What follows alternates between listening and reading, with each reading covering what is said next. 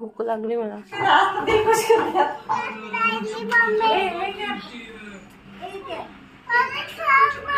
अरे थांबलेली आहे ना, गेली नाही ना, आहे ना, आहे ना.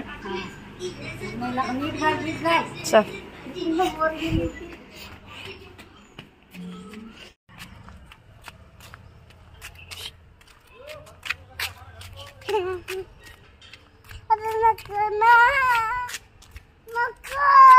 काय नको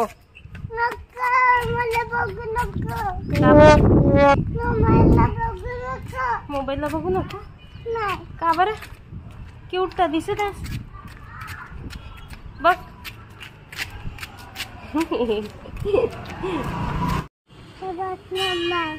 काढू का?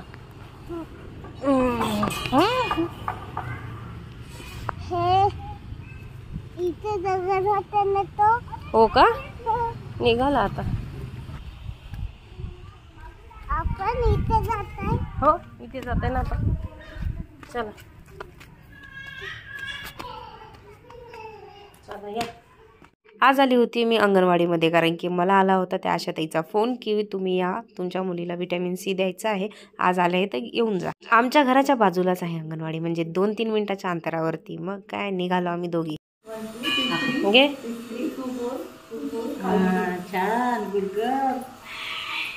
बिट्टीचं रडणं पडणं काहीच नसतं. ती औषधं जो इंजेक्शन असो, सलाईन असो, अजिबात रडत सुद्धा नाही. मग आम्ही निघालो घरी. कशी होती औषध? गोड. बापरे, तुला खूप गोड लागते का औषध? आलं परत ऊन. तुझी टोपी आली कामात. हाय मित्रांनो, तुम्हा सर्वांचं माझ्या युट्यूब चॅनलवरती स्वागत आहे. कशात तुम्ही सर्व एकदम मजेतच असा. आता आली घरी आणि घरी आल्यानंतर पित आहे पाणी, कारण की एवढं ऊन होतं.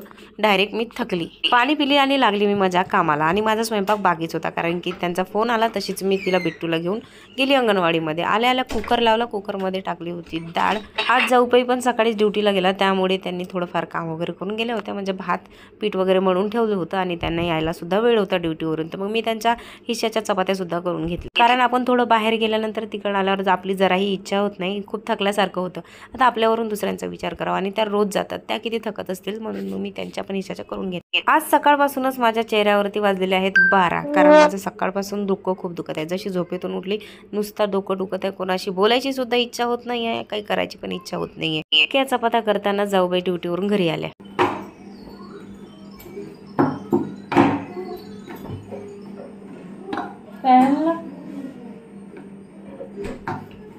बापरे, मला वाटतं फ्रीज खोलून मला चॉकलेट देत असते. लोग तरी ते माझ्या जाऊनी मला दिलं. सकाळी उन्हा मळवलेला होता, तो फ्रीज मध्ये ठेवलेला, तो काढून दिलाय. चल ना ग जेवायला. जाऊ का मी? जेऊ का? भूक लागली मला. माझ्या प्लेटमध्ये जशी बिट्टूला दिसली काकडी, बिट्टू सर्व टॉईज बाजूला करून हळूहळू आली माझ्या प्लेट जवळ, आणि जी मोठी स्लाइस होती ती उचलली आणि माझ्यासाठी छोटीशी पातळ स्लाइस ठेवली. कुठे चाललीस? नेसून साडी. बापरे, माझा आवाज कसा झाला. कुठं जातेस? या लगाव एसी जरा थोडा. ए बाई, बिल वाढू नको आमच्या रूमचं.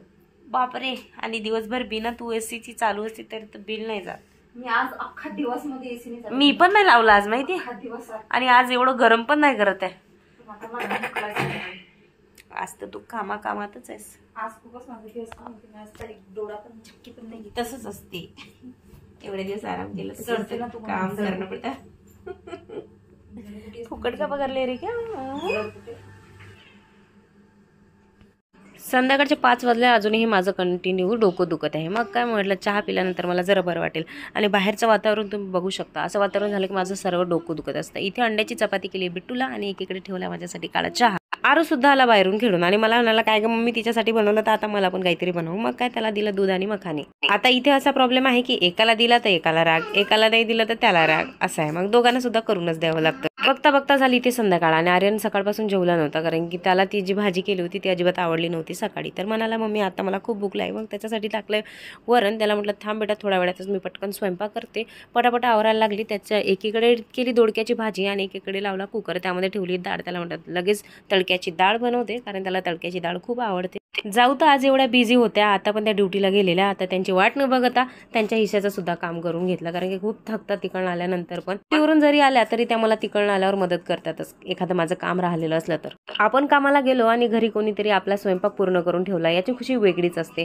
माझ्यासोबत अशी गोष्ट अजूनपर्यंत झालेली नाही की मी कुठेही बाहेर गेली आणि स्वयंपाक झालेला, कारण की त्या कंटिन्यू ड्युटीला असतात, त्यामुळे अशी घटना घडतच नाही. आज मी खूप पटापटा काम करत होती. म्हटलं आज जाऊ येणार आणि मी जाऊला सरप्राईज देणार की पूर्ण काम मी केलं म्हणून. भाज्यांना तडका दिला तेवढा त्याला जाऊबाई, आणि जाऊबाई बघतच होत्या की भाजीला काय केलं, तर घेतला स्वतःच्या हाताला चटका लावून.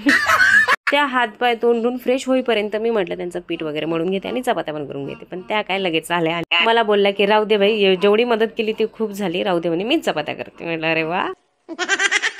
अरे मेरी बहना, आज तो दिल खुश कर दिया तूने.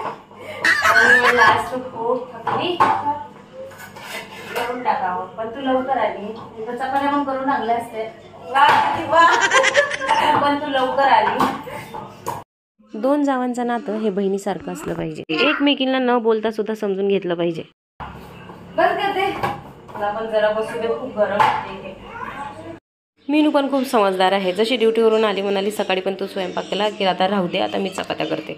मी लगेच आली कूलरच्या खाली आणि उभी राहिली, कारण इतकं गरम होत होतं किचनमध्ये. आरू आज चिडचिड करत होता, कारण की अजिबात जेवलेला नव्हता आणि आता सुद्धा म्हणत होता की मी भातच खातो. तर मी त्याला खूप प्रेमाने समजून सांगितलं बेटा मी तुला भरवते म्हणून. मग तो तयार झाला जेवायला. मग मी त्याला जेवण भरवलं. ते बघून आमचं टकलू पण म्हणाला मम्मी मला पण तूच जेवण भरव. मग काय मांडीवर घेतला आणि दोन्ही मुलांना जेवण भरवलं. जेव्हापासून बिट्टू झाली तेव्हापासून आर्यनकडे थोडं दुर्लक्ष करते, नाही तर आरूला आतापर्यंत मी जेवण भरवलं. 3-4 वर्ष झाले बंद केलं. तरी ते माझ्या जाऊबाई करत होत्या चपात्या आणि मी मुलांना जेवण भरवत होती. आज आम्ही दोघीच बाहेर फिरायला गेलो. आणि लगेच आलो, बघितलं तर टीव्ही वरती सुरू होत्या न्यूज. थोडा वेळ बघितल्या. आजचा व्हिडिओ इथे संपला. आवडला असेल तर लाईक सबस्क्राईब नक्की करा. भेटूया पुढच्या ब्लॉगमध्ये. तोपर्यंत टाटा बाय बाय.